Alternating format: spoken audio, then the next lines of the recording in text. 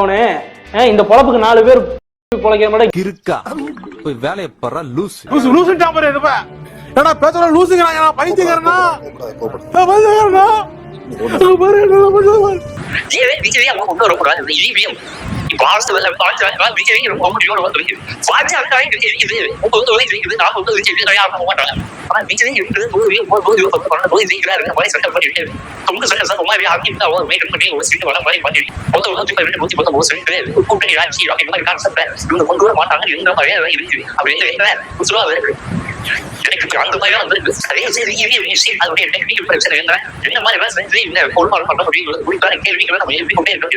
அவங்களை கேட்கணும் கேட்கலையா மேட்ச் பாக்குறீங்கனால கேக்குறீங்க பாண்டியாக்கு ஒரு கேட்ச் கிரவுண்ட்ல வச்சு கேட்ச் ஒண்ணு பிடிச்சி பறந்து போய் பிடிச்சா எல்லாமே ஐயோ என் பிள்ளைய தூக்குங்க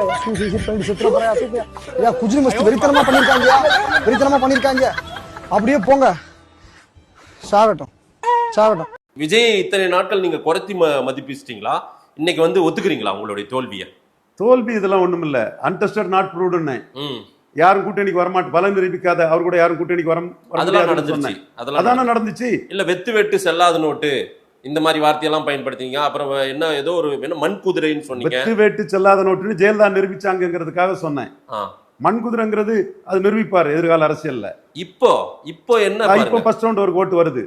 அது காரணம் எடப்பாடியோட தவறு, அண்ணாமலையோட ஆரம்ப தவறு, தமிழிசையின் தவறு, நயினார் நாகேந்திரனின் தவறு, ஹேமாமல்லி கமிட்டி போட்டதின் தவறு, எடப்பாடி பழனிசாமி சட்டமன்றத்தில் இவரை தூக்கி பிடிச்சதின் தவறு. இந்த தவறு இழைச்சது அதிமுக காரங்களும் என்டிஏ காரங்களும் செய்த தவறுல தான் அவர் இன்னைக்கு எமர்ஜ் ஆகிறார். எனக்கு அன்னைக்கு அந்த தவறுன்னு எனக்கு தெரியும். 234 இல்ல 10 கூட முடியாது தனியா நின்னா. அது நம்ம புரிஞ்சுக்கணும். 10 சீட் கூட தனியா முடியாது. திரு விஜய் அவர்கள் சொல்லணும், திரு ஆதவர்ஜன் அவர்கள் சவால் விடட்டும். நாங்க தனிச்சு நின்று நாங்க 234 அடிக்கிறோம். 26% இருக்கு. 234 வேண்டாம், 100 வேண்டாம், 50 வேண்டாம், 30 10 சீட் ஜெயிச்சிடட்டும். நான் அரசியலே பேச மாட்டேன். தாவேகா தனித்து சார் கூட சொல்லியிருந்தாரு, ஒருவேளை 10 சீட்டு எடுத்துட்டாங்கன்னா அரசியல் பேசுறதை நிறுத்துறேன். எப்படி இருக்கிறா பாத்தீங்களா? காலுக்கு கீழே ஒரு காலம் 10 சீட்டுக்கு மேல பேசட்டும். அப்புறம் பாத்துக்கணும். அவ்வளவுதான். சொன்ன மாதிரி இன்னும் தெரிஞ்சிருக்கல எல்லாரும். முதலமைச்சர் வேட்பாளர்கள் போட்டியிட்ட தொகுதியில கொளத்தூர் தொகுதி. இந்த தொகுதியில முதலமைச்சர் மு.க. ஸ்டாலின் போட்டியிட்ட சூழல்ல 41,051 வாக்குகள் பெற்றிருக்கார்.